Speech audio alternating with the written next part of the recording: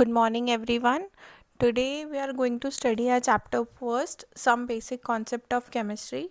In this chapter, we have already studied about the matter and its classification.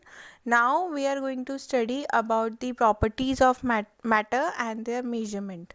First is physical and chemical properties. Every substance has unique or characteristics property. These property can be classified in two categories: physical property such as color, odor, melting point, boiling point, density, etc., and chemical properties like composition, combustibility, reactivity with acid and bases, etc. So in the properties of matter we studied about two properties, that is physical and chemical properties. कोई भी substance जो होता है उसकी two properties होती है. First one is physical and second one is chemical. Physical property के अंदर उस particular substance का color देखा जाता है, odor देखा जाता है, like वो smell कैसा करता है, उसका melting point देखा जाता है and boiling point देखा जाता है and then density देखी जाती है. लाइक एंड इसके बाद केमिकल प्रॉपर्टीज़ जो होती है उसके अंदर कंपोजिशन देखा हो जाता है, लाइक दो या दो से ज़्यादा मिक्सचर अगर वो सब्सटेंस है तो उसका कंपोजिशन क्या है, कंबस्टिबिलिटी क्या है, और इसके अलावा वो रिएक्टिव कैसा है एसिड एंड बेसिस के साथ. Physical property can be measured or observed without changing the identity or the composition of the substance. The measurement or observation of chemical properties required a chemical change to occur. Physical property को measure करने के लिए आपको particular chemical substance की identity को change करने की ज़रूरत नहीं है. Like हमें उसकी length check करनी है तो हमें उसके अंदर कोई भी change करने की ज़रूरत नहीं है किसी भी substance का. हम easily हमारा जो measuring object है उससे हम उसकी लेंथ को मेजर कर सकते हैं. बट केमिकल प्रॉपर्टीज़ को मेजर करने के लिए आपको पर्टिकुलर सब्सटेंस की आइडेंटिटी को चेंज करना ज़रूरी होता है. लाइक अगर हम देख रहे हैं कि कोई पर्टिकुलर सब्सटेंस रिएक्टिव कैसा है एसिड एंड बेस के साथ, तो जब हम उसकी रिएक्शन एसिड एंड बेस के साथ कराते हैं तो उसकी आइडेंटिटी में थोड़े बहुत चेंजेस होते हैं. Okay, measurement of physical property does not require occurrence of a chemical change. किसी भी केमिकल के साथ आपको रिएक्शन कराने की ज़रूरत नहीं है जब आप फिजिकल प्रॉपर्टीज़ को मेजर करते हो. बट जब आप केमिकल प्रॉपर्टीज़ देखते हो तो आपको रिएक्शन करवानी पड़ती है.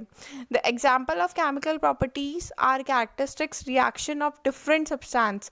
दीज इंक्लूड एसिडिटी और बेसिसिटी. लाइक हमें एसिडिटी और बेसिसिटी को ही चेक करना है तो हमें एसिड और बेस के साथ उस पर्टिकुलर सब्सटेंस की रिएक्शन करवानी पड़ेगी जिसकी वजह से उसकी आइडेंटिटी में थोड़ा बहुत चेंजेस होगा. Chemists describe, interpret and predict the behavior of substance on the basis of knowledge of their physical and chemical properties which are determined by careful measurement and experiments.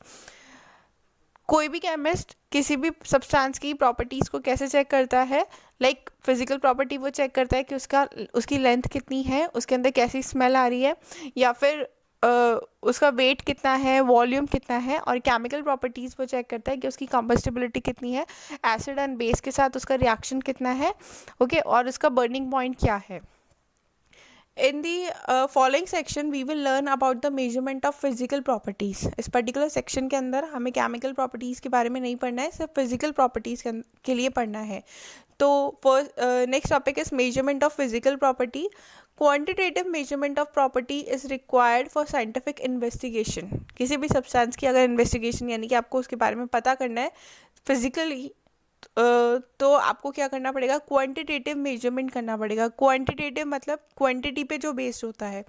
Many properties of matter such as length, area, volume etcetera are quantitative in nature. एक particular कोई भी matter है जिसकी आपको length major करनी है, area major करना है, वॉल्यूम मेजर करना है, तो ये चीज़ क्या है, क्वांटिटेटिव मेजरमेंट है. एनी क्वांटिटेटिव ऑब्जर्वेशन और measurement is represented by a number followed by unit in which it is measured. Example के लिए किसी भी अगर सब्सटेंस का हम मेजरमेंट कर रहे हैं, लाइक क्वांटिटेटिव मेजरमेंट कर रहे हैं, तो अगर उसकी लेंथ 6 है तो हम उसके साथ एक यूनिट लगाते हैं, मीटर हो, सेंटीमीटर हो, डेसीमीटर हो, जो भी है. तो एग्जाम्पल के लिए एक पर्टिकुलर रूम है जिसकी लेंथ है 6 मीटर, तो यहाँ पे 6 क्या है, एक नंबर है, एंड मीटर क्या है, उसकी यूनिट को डिनोट कर रहा है कि उसकी लेंथ पर्टिकुलर कितनी है. ठीक है. तो earlier two different system of measurement, that is the English system and the metric system, were being used in different part of the world. पहले के टाइम पे इंग्लिश सिस्टम यूज़ होता था और मेट्रिक सिस्टम यूज़ होता था पूरे world के अंदर किसी भी पर्टिकुलर सब्सटेंस का फिजिकल मेजरमेंट करने के लिए. The metric system, which originated in France in late 18th century, was more convenient as it was based on the decimal system. English system और मेट्रिक सिस्टम का कंपैरिजन करें तो metric system जो late 18th century के अंदर France के अंदर originate हुआ था, ठीक है, वो क्या है, ज़्यादा कन्वीनियंट था बिकॉज वो डेसिमल सिस्टम पे बेस्ड था. Late need of a common standard system was felt by the scientist community, और इसके बाद एक साइंटिस्ट के थ्रू ये फील किया गया कि हमें और ज़्यादा प्रिसाइज सिस्टम की ज़रूरत है. ओके, तो such a system was establish in 1960 and is discuss in detail below. तो उस सिस्टम को 1960 में एस्टेब्लिश किया गया, जो साइंटिस्ट सोचते थे कि हमें एक और ज़्यादा प्रिसाइज सिस्टम की ज़रूरत है. मेट्रिक सिस्टम ठीक है, डेसिमल सिस्टम पे बेस्ड है, बट हमें एक प्रिसाइज सिस्टम चाहिए जो क्या करे और ज़्यादा हमें मतलब पूरे वर्ल्ड के अंदर एक ही सिस्टम चला सके. लाइक मीटर क्या है, लेंथ का यूनिट है, तो सब जगह उसको मीटर में ही मेजर किया जाए, ना कि सेंटीमीटर में, ना ही डेसीमीटर में, ठीक है, जिसकी वजह से कन्फ्यूजन क्रिएट ना हो. तो उस सिस्टम के बारे में हमको पढ़ना है. तो वो सिस्टम है the international system of units, SI system जिसको बोला जाता है. Okay, so the international system of unit in French le système international de unités abbreviation is SI, इसको हम SI से डिनोट करते हैं, was establish by the 11 general conference on weight and measure. जो वेट एंड मेजरमेंट पे जो 11 general conference हुई थी उसके अंदर इसको एस्टेब्लिश किया गया था. The CGPM is a inter government treaty organization created by a diplomatic treaty known as metre convention. जो ये ट्रीटी है CGPM, जिसको बोला जाता है conference general des points as measure. तो CGPM क्या है, एक इंटर गवर्नमेंट ट्रीटी है, एक ऑर्गेनाइजेशन है जिसको मीटर कन्वेंशन भी बोला जाता है, which was sign in Paris in 1875, जिसे 1875 के अंदर बनाया गया था और वहीं पे SI सिस्टम को लॉन्च किया गया था. Okay, the SI system has 7 base unit, इसकी 7 बेस यूनिट है और उसी की बाकी सारी यूनिट क्या है, सब यूनिट्स कहलाती हैं, जो आपको टेबल 1.1 के अंदर दिखा रखी हैं. These units pertain to 7 fundamental scientific quantities. इन 7 बेस यूनिट के अंदर क्या है, 7 फंडामेंटल, इन 7 बेस यूनिट्स के अंदर ही 7 फंडामेंटल साइंटिफिक क्वांटिटीज़ इंक्लूड है. The other physical quantities such as speed, volume, density etcetera can be derived from these quantities. और बाकी की सारी क्वांटिटीज़ इन्हीं 7 बेस क्वांटिटी से डिराइव की जा सकती है. सो ये 7 जो क्वांटिटीज़ है वो आपको इस पर्टिकुलर टेबल के अंदर दिखा रखी है. बेस क्वांटिटीज़ कौन सी है, लेंथ है, मास है, टाइम है, इलेक्ट्रिक करंट है, थर्मोडाइनमिक्स, टेम्परेचर है, अमाउंट ऑफ सब्सटेंस है एंड लुमिनस इंटेंसिटी है.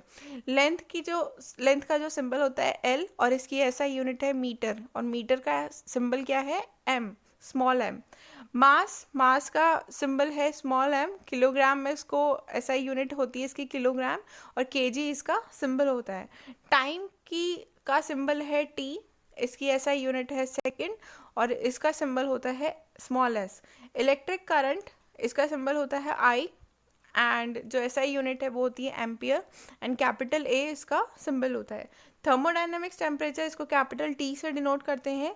देन केल्विन इसका क्या है, ऐसा यूनिट है, एंड कैपिटल K इसका सिंबल होता है. अमाउंट ऑफ सब्सटेंस, इसको स्मॉल n से रिप्रेजेंट करते हैं. इस अमाउंट ऑफ सब्सटेंस का ऐसा यूनिट होता है मोल, और इसका सिंबल होता है MOL स्मॉल में. ल्यूमिनस इंटेंसिटी, इसको बोलते हैं IV, इसका सिंबल है IV, एंड इसका SI यूनिट है कैंडेला, और इसका सिंबल होता है कैंडेला का CD. Next is the definition of the SI base units are given in table 1.2. 1.2 table के अंदर आपको SI जो बेस यूनिट्स है उन सबकी डेफिनेशंस दे रखी हैं. The SI system allows the use of prefix to indicate the multiple और sub multiple of a unit. जितने भी SI सिस्टम्स हैं वो क्या यूज़ करते हैं, प्रीफिक्स को यूज़ करते हैं, जो क्या इंडिकेट करता है उसके मल्टीपल्स और सब मल्टीपल्स को. Okay, these prefix are listed in table 1.3, और यही सारे प्रीफिक्स आपको टेबल 1.3 के अंदर दिखा रखे हैं. प्रीफिक्स क्या है, 10 to the power -2, 10 to the power -3, ऐसे सो ऑन, ठीक है. और बेसिकली SI बेस यूनिट्स तो हमने पढ़ी ली हैं जो हमने टेबल 1.1 के अंदर देखी थी. अब इसकी डेफिनेशन हमें देखनी है. सो फर्स्ट डेफिनेशन है यूनिट ऑफ लेंथ. हमने देखा इसका ऐसा यूनिट होता है metre. The metre is the length of the path travelled by light in vacuum during a time interval of 1/299,792,458 of a second. तो हम मीटर को कैसे डिफाइन करते हैं? मीटर क्या होता है? एक पर्टिकुलर लेंथ होती है एक पाथ के ऊपर जहाँ पे वैक्यूम में लाइट ट्रैवल करती है एक पर्टिकुलर टाइम इंटरवल पे, और वो टाइम इंटरवल क्या है? 1/299,792,458 ऑफ सेकेंड्स. ओके. नेक्स्ट है unit of mass. Unit of मास जो ऐसा यूनिट होती है उसकी होती है किलोग्राम, जिसको हम केजी से रिप्रेजेंट करते हैं. तो किलोग्राम का डेफिनेशन क्या है? Kilogram is the unit of mass. It is equal to the mass of international prototype of kilogram. किसके इक्वल होता है? जो इंटरनेशनल प्रोटोटाइप होता है किलोग्राम का, उसके इक्वलेंट होता है. Next is unit of time. जो ऐसा यूनिट है टाइम की वो है second. So the second is the duration of 9,192,631,770 period of radiation corresponding to the transition between the two hyperfine level of the ground state of caesium-133 atom. तो second को कैसे represent करते हैं, कैसे डिफाइन करते हैं? जो कैसियम-133 एटम है जो कि एक रेडियो एक्टिव सब्सटेंस है, उससे निकलने वाला रेडिएशन जो है एक पर्टिकुलर ड्यूरेशन के अंदर 9, जिसका जो इक्वलेंट है 9,192,631,770, जितने रेडिएशन ये निकलते हैं जिस पर्टिकुलर टाइम में, उसको बोलते हैं हम सेकेंड. नेक्स्ट है यूनिट ऑफ इलेक्ट्रिक करंट, जिसकी एसआई यूनिट है ampere. The ampere is that constant current which if maintained in two straight parallel conductor of infinite length of negligible circular cross section and placed 1 meter apart in vacuum would produce between these conductor a force equal to 2 into 10 to the power minus 7 Newton per meter of length. Ampere क्या होता है? वो constant current है जो to straight parallel conductors के बीच में flow हो रही है, जिसका क्रॉस सेक्शन बिल्कुल ज़ीरो है, और जो एक 1 मीटर के डिस्टेंस पे एस्टेब्लिश है दोनों जो पैरेलल कंडक्टर्स हैं, और उनके बीच में लगने वाला फोर्स किसके इक्वल है? 2 into 10 to the power minus 7 Newton पर मीटर के. तो वो जो करंट फ्लो हो रही है उसको बोलते हैं ampere. Okay. Next is thermodynamics temperature, जिसकी एसआई यूनिट है केल्विन. तो केल्विन को कैसे डिफाइन करते हैं? The kelvin unit of thermodynamics temperature is the fraction 1/273.16 of the thermodynamics temperature of the triple point of water. जो वाटर का triple point है, ठीक है, उसका 1/273.16 फ्रैक्शन 16 फ्रैक्शन जो है वो क्या है? केल्विन के अंदर मेजर होता है, या फिर केल्विन बोलते हैं उसको. नेक्स्ट है हमारा unit of amount of substance, जो क्या होता है? मोल. ऐसा यूनिट अमाउंट ऑफ सब्सटेंस की होती है मोल. तो मोल को कैसे डिफाइन करते हैं? The mole is the amount of substance of a system which contains as many elementary entities as there are atom in 0.1012 kilogram of carbon 12. Its symbol is mole, MOL. Okay. तो mole को कैसे represent करते हैं? मोल क्या है? वो amount है substance का जो बिल्कुल इक्वलेंट है किसके? जो कार्बन 12 के अंदर 0.12 किलोग्राम के अंदर जितने एटम होते हैं उसके.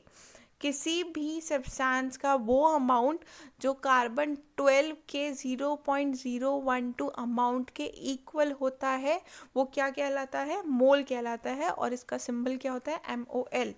When the mole is used, the elementary entities must be specified, and these may be atom, molecule, ion, electron, other particle or specified group of such particles. जब आप मोल की बात कर रहे होते हैं तो आपको उस पर्टिकुलर सब्सटेंस के अंदर एटम का पता होना चाहिए, मॉलिक्यूल्स का पता होना चाहिए, आयंस का पता होना चाहिए, इलेक्ट्रॉन्स का पता होना चाहिए, उसके पार्टिकल्स का पता होना चाहिए. तभी आप किसी भी सब्सटेंस के अमाउंट को मोल में रिप्रेजेंट कर सकते हैं. नेक्स्ट है unit of luminous intensity. Luminous intensity की ऐसा यूनिट क्या होती है? कैंडला होती है. कैंडला क्या होता है? The candela is the luminous intensity in a given direction of a source that emits monochromatic radiation of frequency 540 into 10 to the power 12 hertz, and that has a radiant intensity in the direction of 1/683 watt per stay radian. एक particular source से निकलने वाला monochromatic radiation जिसकी frequency 540 into 10⁻12 hertz है, तो उसकी एक particular direction के अंदर इंटेंसिटी क्या होती है, कैंडेला होती है, ठीक है। और उसकी पावर क्या है, 1/683 वॉट, यानी कि पर्टिकुलर सोर्स को आपने 1/683 वॉट पर स्टेयर रेडियन का जब पावर सोर्स दिया, ठीक है, तो उससे निकलने वाला मोनोक्रोमेटिक रेडिएशन की फ्रीक्वेंसी 540 इंटू 10⁻12 हर्ट्ज होनी चाहिए, और उसी की इंटेंसिटी को हम कैंडेला के नाम से बोलते हैं। नेक्स्ट आपको टेबल 1.3 के अंदर प्रीफिक्सेस दे रखे हैं जो एसआई सिस्टम के अंदर यूज़ किए जाते हैं। ओके, तो हम इसको मिड से लेंगे जहाँ पे 10⁻1 है, यानी कि ओनली 10 लिखा हुआ है, जिसे बोलते हैं डेका, और इसे रिप्रेजेंट करते हैं स्मॉल डी और ए से। इसके नीचे 10⁻2 जिसे बोलते हैं हेक्टो, 10⁻3 इसे बोलते हैं किलो, 10⁻6 इसे बोलते हैं मेगा, 10⁻9 इसे बोलते हैं गीगा, 10⁻12 इसे बोलते हैं टेरा, एंड सो ऑन। अब ऊपर की तरफ हम देखते हैं तो 10⁻−1 आता है जिसे बोलते हैं डेसी, 10⁻−2 आता है उसे बोलते हैं सेंटी, 10⁻−3 आता है उसे बोलते हैं मिली, 10⁻6 को बोलते हैं मैक्रो, 10⁻9 को बोलते हैं नैनो, और इसके ऊपर 10⁻24 तक 24 को बोलते हैं योक्टो। ऊपर वाले मैक्सिमम सिंबल हैं जो स्मॉल लेटर्स के अंदर है, और नीचे वाले जो सिंबल्स हैं लाइक मेगा, गीगा, टेरा, पेटा, एक्सार, जेटा, योटा, ये सारे कैपिटल लेटर्स के अंदर है। और 10⁻1 जो डेका है उसको बोलते हैं स्मॉल डी, और ए से उसको रिप्रेजेंट करते हैं। नेक्स्ट है मास एंड वेट। हम मेजरमेंट पढ़ रहे थे, तो फर्स्ट हमारा जो लेंथ होता है, मास होता है, वेट होता है, वॉल्यूम होता है, इन्हीं के बारे में हमें पढ़ना है। तो फर्स्ट है हमारा मास of a substance is the amount of matter present in it. किसी भी सब्सटेंस के अंदर जितना मैटर का अमाउंट होता है, ठीक है, उसको क्या बोलते हैं, हम मास बोलते हैं। जबकि वेट क्या होता है, while weight is the force exerted by gravity on an object. Weight होता है जो ग्रेविटी के थ्रू उस पर्टिकुलर ऑब्जेक्ट के ऊपर फोर्स लगता है, उसको हम बोलते हैं वेट। ओके, मास क्या होता है, पर्टिकुलर सब्सटेंस के अंदर मैटर का अमाउंट कितना प्रेजेंट है उस चीज़ को बोलेंगे हम मास। और वेट होता है जो ग्रेविटी उस पर्टिकुलर ऑब्जेक्ट के ऊपर फोर्स लगाती है, ठीक है, उसको बोलते हैं weight. The mass of a substance is constant whereas its weight may vary from one place to another due to change in gravity. Mass किसी भी ऑब्जेक्ट का सेम रहेगा क्योंकि अमाउंट उसके अंदर मैटर का चेंज नहीं होगा, बट वेट क्या हो सकता है, चेंज हो सकता है, क्योंकि अलग अलग जगह पे ग्रेविटी का फोर्स अलग अलग हो सकता है। You should be careful in using these terms. जब आप मास और वेट को यूज़ करते हो तो आपको केयरफुली इसको ऑब्जर्व करना होता है। The mass of a substance can be determined accurately in the laboratory by using a analytical balance. Figure 1.5 के अंदर आपको एनालिटिकल बैलेंस शो कर रखा है। तो किसी भी सब्सटेंस का मास हमें कैलकुलेट करना होता है लेबोरेटरी के अंदर, तो हम एनालिटिकल बैलेंस का यूज़ करते हैं। And the SI unit of mass as given in table 1.1 is kilogram. हम ऑलरेडी पढ़ चुके हैं कि मास का SI यूनिट क्या होता है, किलोग्राम होता है। However, its fraction named as gram is used in laboratories due to the smaller amount of chemical used in chemical reaction. अलग अलग रिएक्शन में केमिकल्स जो यूज़ होते हैं उनका अमाउंट भी हम कभी कभार कम लेते हैं, कभी ज़्यादा लेते हैं, तो हम उसको ग्राम में भी मेजर कर लेते हैं। और 1 किलोग्राम इक्वल्स टू होता है 1000 ग्राम के। ओके, बट SI यूनिट जो होती है मास की वो क्या होती है, kilogram. So here is in figure 1.5 analytical balance जो इस तरीके से दिखता है। SI system volume has unit of m³, but again in chemistry यहाँ पे वॉल्यूम भी है। वॉल्यूम क्या होता है, कोई भी पर्टिकुलर ऑब्जेक्ट जितना स्पेस कवर करता है उसको बोला जाता है volume. So SI system volume का क्या है, metre. But again in chemistry laboratory smaller volumes are used. Lab के अंदर आप कम वॉल्यूम के ऑब्जेक्ट्स भी यूज़ करते हो, तो ज़रूरी नहीं है आप मीटर³ ही यूज़ करो, आप सेंटीमीटर³ भी ले सकते हो और डेसीमीटर³ भी ले सकते हो, यानी कि स्मॉलर ऑब्जेक्ट्स के लिए। A common unit litre which is not an SI unit is use for measurement of volume of liquid. जब आप लिक्विड ले रहे हो, सॉलिड ना लेकर आप क्या ले रहे हो, आपका सब्सटेंस लिक्विड के अंदर, तो आप कौन सी SI यूनिट यूज़ करोगे लिक्विड के लिए, litre. Okay, and 1 litre equals to 1000 millilitre होता है। और जब हम सेंटीमीटर में बात करते हैं तो 1000 centimetre cube equals to 1 decimetre cube होता है। नेक्स्ट इज ये फिगर जो आपको दे रखा है, ये आपको वॉल्यूम के जो यूनिट्स हैं, अलग अलग डिफरेंट यूनिट्स हैं वॉल्यूम के लिए, वो आपको शो करता है। यानी कि 1 सेंटीमीटर और 10 सेंटीमीटर इक्वल्स टू होता है 1 डेसीमीटर। एक बॉक्स जो है वो किसके इक्वलेंट है, 1 सेंटीमीटर के। जब आप ऐसे 10 सेंटीमीटर के बॉक्स लेते हो तो वो किसके इक्वलेंट हो जाता है, 1 डेसीमीटर के। ओके, और वैसे भी हम वॉल्यूम को किस में मेजर करते हैं, 1 सेंटीमीटर क्यूब के अंदर। नेक्स्ट है हमारा, in the laboratory the volume of liquid और सॉल्यूशन। अभी मैंने बताया कि लिक्विड सॉल्यूशन अगर हम ले रहे हैं तो उसका वॉल्यूम किस में मेजर करेंगे, लीटर के अंदर। तो लेबोरेटरी के अंदर द वॉल्यूम ऑफ लिक्विड और solution can be measured by graduate cylinder. Graduated जो सिलेंडर होता है, 3rd नंबर का जो सिलेंडर आप देख रहे हो, उसके अंदर हम किसी भी वॉल्यूम का किसी भी लिक्विड का वॉल्यूम हम मेजर कर सकते हैं। इसके अलावा ब्यूरेट का भी यूज़ कर सकते हैं और पिपेट का भी यूज़ कर सकते हैं। But a volumetric flask is use to prepare a known volume of a solution. जब आपको ऑलरेडी कोई पर्टिकुलर सॉल्यूशन का वॉल्यूम पता है तो उसको आगे दूसरे केमिकल इक्वेशन में यूज़ करने के लिए आप वॉल्यूमेट्रिक फ्लास्क का यूज़ कर सकते हो, जो यहाँ पे 4th नंबर वाला है। Okay, next is density. Length हमने पढ़ लिया, वॉल्यूम पढ़ लिया, मास पढ़ लिया, वेट पढ़ लिया। और next topic is density. The two properties mass and volume discuss above are related as follows. जो मास एंड वॉल्यूम हमने ऑलरेडी पढ़े हैं, जब हम आपस में उनका रिलेशन देखते हैं तो उसके साथ क्या होता है कि डेंसिटी इक्वल्स टू मास पर वॉल्यूम। अगर आपको किसी भी ऑब्जेक्ट का मास पता है, वॉल्यूम पता है, तो आप उसकी डेंसिटी को ईजिली कैलकुलेट कर सकते हो। तो density of a substance is it's amount of mass per unit volume. Density कैसे मेजर कर जाती है, मास पर यूनिट वॉल्यूम से। So SI unit of density can be obtain. Mass की ऐसा यूनिट आपको पता है कि किलोग्राम होती है और वॉल्यूम की आपको पता है मीटर क्यूब होती है। तो ऐसा यूनिट डेंसिटी की क्या होगी, kilogram per metre cube. Okay, this unit is quite large and a chemist often express density in gram per centimetre cube. जो किलोग्राम पर मीटर क्यूब है वो बहुत लार्जर क्वांटिटी का वैल्यू है, ठीक है, लार्जर डेंसिटी का वैल्यू है। तो अगर आप तो जो केमिस्ट होते हैं, ठीक है, लेबॉर्ट्री में जो वर्क करते हैं, अगर उनके पास स्मॉलर अमाउंट है किसी भी लिक्विड का तो वो ग्राम पर सेंटीमीटर क्यूब का भी यूज़ कर सकते हैं। Whereas mass expressed in gram, जहाँ पे मास जो है वो ग्राम में लिया गया है और वॉल्यूम किस में लिया गया है, सेंटीमीटर क्यूब के अंदर। Density of a substance tell us about how closely its particle are packed.